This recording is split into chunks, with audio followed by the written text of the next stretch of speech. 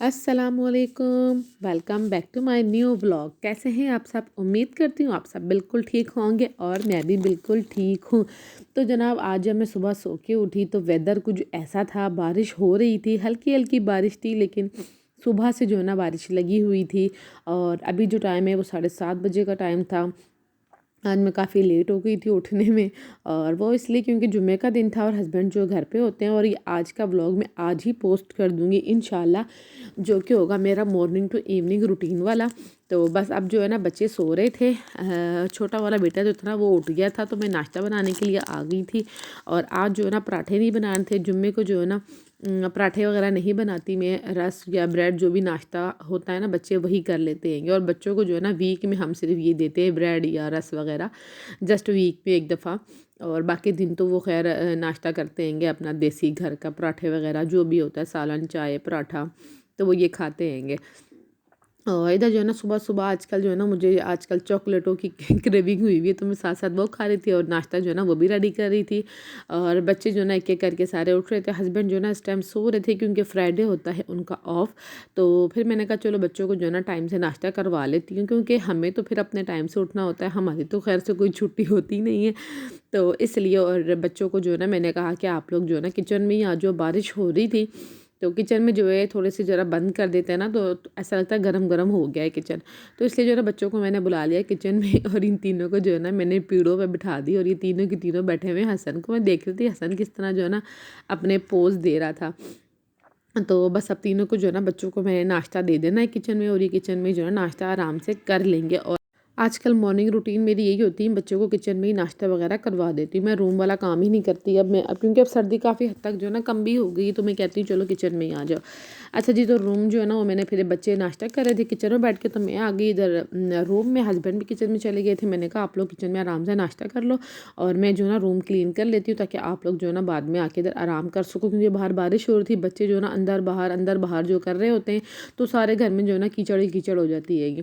खैर बारिश जो है ना इस टाइम थोड़ी सी रुक गई थी, और बच्चे जो है ना अपना खेल रहे थे। और आई थिंक ये टाइम था कुछ 1 या 2 बजे का ये टाइम था, और इस टाइम जो है ना हवाएं तो चल रही थी, लेकिन बारिश जो है ना वो रुक चुकी थी।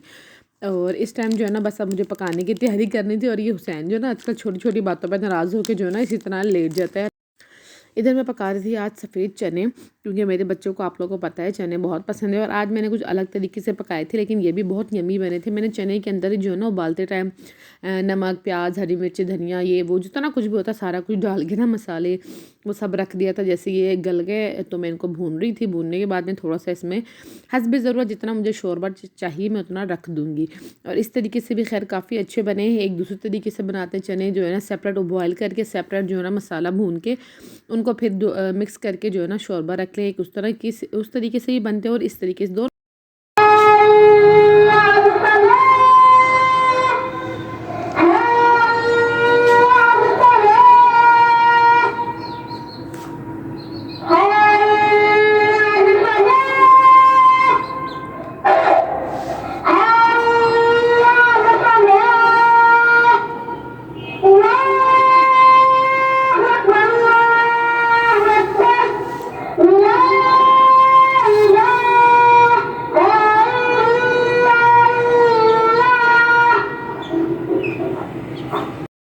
अच्छा जी, सालन पक चुका था, तो अब बारी थी रोटी पकाने की। तो मैंने आटा गूँध के जो है ना मैं आटा रेस्ट पे रख देती हूँ। जितनी देर में आटा रेस्ट होता है उतनी देर में जो है ना मैं तवा रख देती हूँ। और जब मैंने चूल्हा जलाया तो लग रहा था सिलेंडर जो है ना ऑलमोस्ट ख़त्म होने वाला है, तो मैंने कहा चलो रोटियाँ तो मैं इस पे पका ही लूँगी जैसे तैसे भी करके। और फिर जब हस्बैंड आएँगे, अभी बाहर निकल गए थे, जो वो आएँगे तो मैं उनको बता दूँगी, और फिर वो सिलेंडर ले आएँगे शाम तक। तो इधर जो है ना फिर मैंने आटे को रेस्ट दे दिया। अच्छा खासा थक गया था, गूंदती रहती हूँ आटे को, तो बेचारा गूंद गूंद के थक जाता हैगा। इसलिए तो ना आटे को रेस्ट देना बहुत ज़रूरी होता है। इंशाल्लाह एक जल्दी से वीडियो अपलोड करूँगी सेपरेट रोटियों की। जस्ट मेरी एक बहुत ही प्यारी सी फ्रेंड, मेरी बहन Julie sister from India Mumbai, उनको मेरी बनी हुई हाथ की रोटियाँ बहुत पसंद है। तो इंशाल्लाह अब जब भी मैं रोटियों की एक वीडियो सेपरेट करके अपलोड करूँगी, तो वो मेरी उस प्यारी सिस्टर के लिए होगी। तो जूली सिस्टर, ये पहली रोटी और ये पहली रोटी आपके लिए है।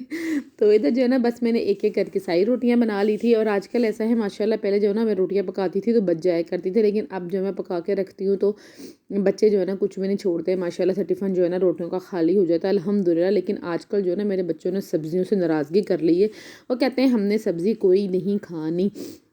तो खैर रोटियां वगैरह पका ली थी। और ये था मेरा स्पेशल सा पार्सल जो कि आया था चाइना से। और चाइना से कौन लेकर आया था? अच्छा जी, तो ये चाइना से लेकर आया था मेरा भाई। वो ऑफिस की मीटिंग के लिए जब चाइना गया था, आज से को 3 आई थिंक 3 साढ़े 3 महीने पहले की बात है, वो गया था। तो वो लेकर आया था वापसी पे हमारे लिए कुछ इस तरह की शॉपिंग करके, जिसमें था ये हैंड बैग था। और ये बहुत बहुत प्यारा था माशाल्लाह, इसका कलर जो है ना वो बहुत नाइस था। और सेकंड ये है कि काफ़ी अच्छी स्पेस थी इसके अंदर। और ये एक बैग ही नहीं, इसके अंदर एक और बैग था जो मतलब कि जैसे हम क्रॉस बॉडी के लिए जो है ना उसको यूज़ कर सकते हैं। तो मुझे तो खैर बहुत बहुत ज़्यादा पसंद आया है। सबसे बढ़ के इसका जो कलर था ना वो बहुत डिसेंट था, बहुत ही प्यारा था माशाल्लाह से।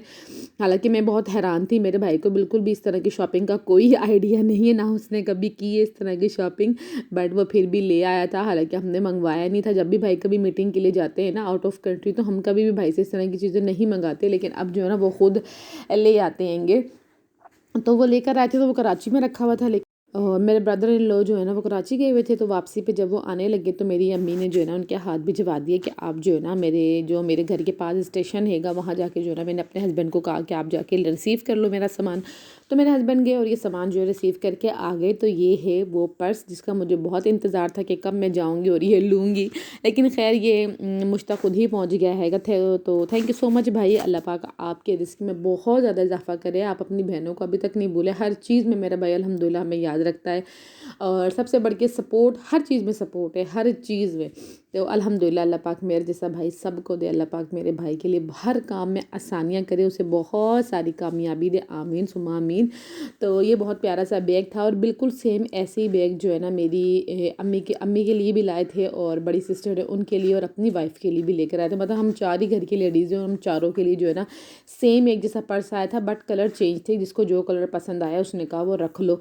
तो मुझे फिर अम्मी ने ये कलर भेजा कि ज़ेबा को जो है ना इस तरह का कलर पसंद आएगा, तो फिर मेरे लिए ये कलर आ गया। तो ये क्रॉस बॉडी था और ये भी बहुत अच्छा था। और ये एक साइड तो मैंने लगा लिया था और एक साइड जो है ना लगी नहीं रही थी इसके स्ट्रैप में, इतनी कोशिश कर रही थी मुझसे लग ही नहीं रही थी। तो खैर कोशिश कर करके जो है ना मैंने इसको फाइनली लगा लिया था। और इसकी स्पेस बहुत ज़्यादा थी, क्रॉस बॉडी वाले में भी स्पेस बहुत थी, और जो बड़ा वाला बैग है उसमें भी जो है ना इसकी स्पेस बहुत ज़्यादा थी। मतलब कम से कम मेरे तीनों बच्चों का जो है ना एक एक जोड़ा तो आराम से आ जाएगा, मोबाइल चार्जर और ये वो। और ये एज अ मेकअप पाउच भी आप यूज़ कर सकते हो, और वैसे भी सिंगल भी आप यूज़ करते हो। साथ ही कुछ कैंडी चॉकलेटें वगैरह थी जो कि बच्चों ने जो है ना मतलब कुछ भी नहीं छोड़ा, सारी की सारी जो है ना खाली शॉपर भरा हुआ था कैंडियों का।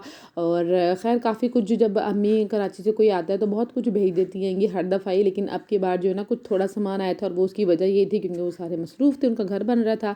लेकिन जो भी आया था बहुत बेहतरीन था। और सबसे स्पेशल था ये मेरी अम्मी के बना हुआ, मेरी अम्मी के हाथों का बना हुआ चने की दाल का हलवा। और ये मैंने 6 साल बाद खाया था। 6 साल मतलब जब मेरी शादी नहीं हुई थी तो शब बारात को मेरी अम्मी ये हलवा बनाया करती थी, और बड़ी मेहनत से बनाती थी ये वाला हलवा। दाल को उबाल के सिलबट्टा होता था उसके ऊपर पीसती थी और बाकायदा ये हलवा बनता था। और जब से शादी हुई है मैंने शब बारात कभी अपनी फैमिली के साथ की ही नहीं, तो अब ये मेरे लिए बन के आया तो मैं बहुत खुश थी।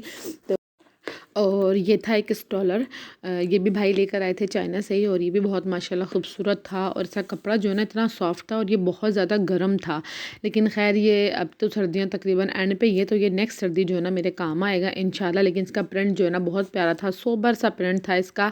और मुझे हैरानगी ये होती है कि मेरे बहनें कभी इस तरह की चीज़ें ली नहीं, तो उसने इस तरह से जो गिफ्ट्स लिए, तो ये भी मेरे लिए बहुत बड़ी बात है। वो कुछ ना भी लाता तो भी कोई गिला नहीं था, लेकिन वो ले आया, तो बस भाई बहुत बहुत शुक्रिया आपका। और तो बस ये टोटल सामान था जो कि मेरे दिल के भी बहुत करीब है। कुछ चीज़ें ऐसी होती है जिससे आप इमोशनली अटैच होते हो, तो ये मेरे लिए सब वही सामान है। तो खैर मिलते हैं फिर नेक्स्ट ब्लॉग में। अल्लाह हाफिज़।